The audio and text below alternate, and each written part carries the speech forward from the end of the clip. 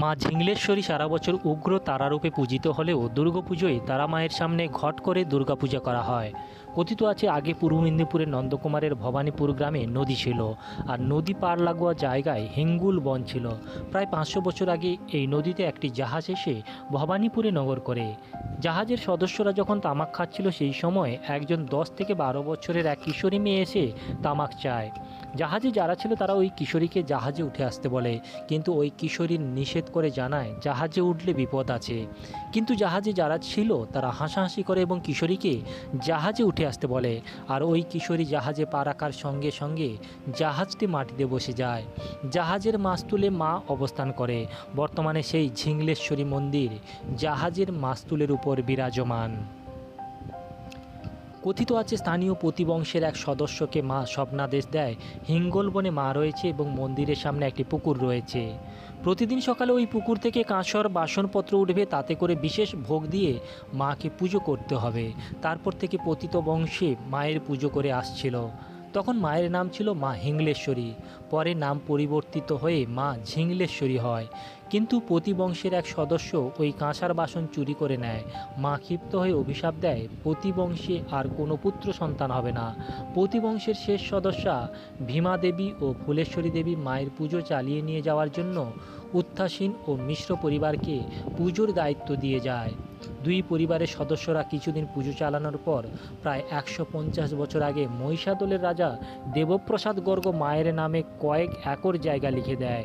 তবে দেবপ্রসাদ গর্গের নির্দেশ ছিল মা সারা বছর তারারূপে পূজিত হলেও মায়ের দুর্গা পুজো করতে হবে ও বাসুদেবের শিলা থাকায় জন্মাষ্টমীও পালন করতে হবে। আর তারপর থেকেই দুর্গা পুজোর সময় উগ্র তারা মূর্তির সামনে দুর্গা মায়ের ঘট করে পুজোর প্রচলন শুরু হয়। তখন থেকে পুজোর 5টা দিন দুর্গা পুজোর নিয়ম নীতিই মানা হয়। এমনকি নবপত্রিকা থেকে অষ্টমীর পুষ্পাঞ্জলি ও সন্ধি পুজো হয়ে আসছে। আর একটি নিয়ম কথিত রয়েছে, মায়ের নির্দেশে ভবানীপুর গ্রামে কখনো দুর্গা ও কালী প্রতিমা করে পুজো করা যাবে না। তাই শুধুই ভবানীপুর নয়, জেলার বিভিন্ন প্রান্তের মানুষ আসেন এখানে পুজো ও মায়ের ভোগ পাওয়ার জন্য। জায়গাটা পূর্বে ছিল নদী তট। এই নদী তটে আমাদের প্রবাদ বাক্য, মানে আমরা যেটা শুনেছি, এই নদী তটে একখানা জাহাজ এসে, তো উনি পূর্বের প্রবাদ গল্প ছল, উনি বলেছেন আমায় একটু তামুক দাও না। তখন নাবিকরা রহস্য করে বলছে আর তুমি উঠে এসো না, বলে আমি উঠে এলে তোমাদের ক্ষতি হতে পারে। বলে কি হবে, একটা মেয়ে এলে। কিন্তু উনি যখন উঠলেন নদীটা এই জায়গায় বসে গেল, জাহাজটা এখানে বসে গেল। সেই জাহাজটা বসে যাওয়ার পরে উনি সেই মাস্তুলের ওপরে বসে আছেন, এখনো মাস্তুলে। আর তখন এই জায়গাটা ছিল হিঙ্গুল বন। হিঙ্গুল বন থেকে মায়ের তৎকালীন প্রকাশিত নাম হিঙ্গুলেশ্বরী, কিন্তু বর্তমানে হিঙ্গুলেশ্বরী নয়, ঝিংলেশ্বরী। এখন উনি ঝিংলেশ্বরী নামেই খ্যাত। পরে যখন সরকারি আওতায় এলো, এটা ভবানীপুর গ্রাম। ভবানীপুর গ্রামে উনি আছেন এখন। এই জঙ্গলে মায়ের প্রতিষ্ঠিত এবং মা আছেন। পরে ব্রাহ্মণরা আসতেন, পুজো করতেন। ব্রাহ্মণ নির্দেশ করলেন আমি অমুক জায়গায় আছি, আমাকে পুজো করো। সেই জঙ্গলে ব্রাহ্মণরা আসতো, অনুরূপ পুজো করে চলে যেত। পরে রাজা যখন জানলেন, আমাদের মহিষাদল রাজা গর্গ সাহেব, তখন উনি এসে এখানে দেখে মায়ের নামে ভূসম্পত্তি অনেকখানি এবং জঙ্গলটাও দেখে গেলেন। পরে এখন এই জঙ্গল পরিষ্কার হয়ে সব কিছু ঘর বাড়ি অনেকের হয়ে গেছে।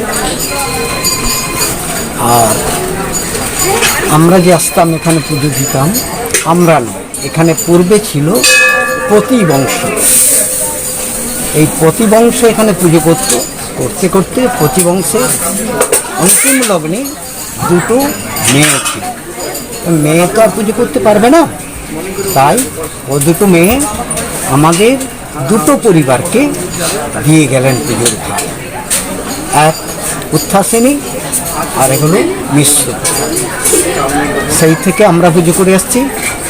মায়ের ভূ সম্পত্তি যা আছে এটা আমরাও দখল করছি। মা ঝিঙ্গেশ্বরী নামে খ্যাত, কিন্তু পরে আমরা একটু নাড়াচাড়া করে দেখলাম ইনি উগ্র তারা, অর্থাৎ উগ্র তারা মূর্তি। তারা মূর্তিতেই এখন পুজো। এখানে রাজার সম্পত্তি দেওয়ার সময় একটু কলমে লিখে গেছেন, পাশে বাসুদেব আছে, তার জন্য জন্মাষ্টমী পুজো করতে হবে এবং মায়ের দুর্গোৎসব করতে হবে। সেই চিরাচরিত প্রথা অনুযায়ী আমরা এখনও দুর্গোৎসব এবং জন্মাষ্টমী করি। মায়ের ভোগ দিতে হবে, অর্থাৎ অন্ন ভোগ কোনোদিন বন্ধ হবে না।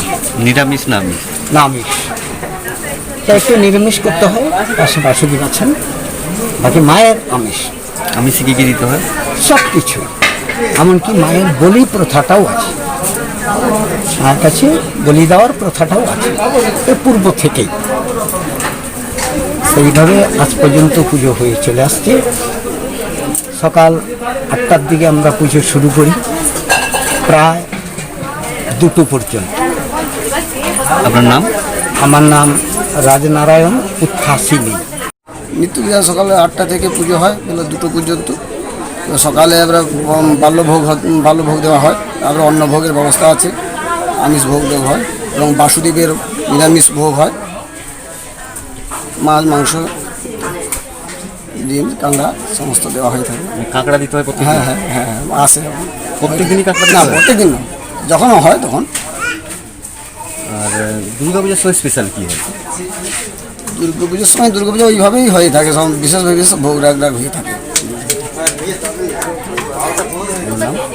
আমার নাম কমলকান্ত সন্দকী। পুজো দিতে এসছি এখানে। মা খুব জাগ্রত, শুনেছি এ মা বহুদিন পূর্ণমা আমল থেকে পুজো হয়, প্রায় 500-600 বছর আগে থেকে। খুব নিষ্ঠা সহকারে পুজো হয়, মা খুব জাগ্রত, বহু ভক্তের সমাগম হয়। আমরাও এখানে আসি, আমাদের মনস্কামনা পূর্ণ করেন মা, তাই আমরা এখানে পুজো করতে আসি, পুজো দিতে আসি। আপনার কি মনস্কামনা পূর্ণ হয়েছে? হ্যাঁ হ্যাঁ। আপনার নাম? আমার নাম অরবিন্দ ভট্টাচার্য।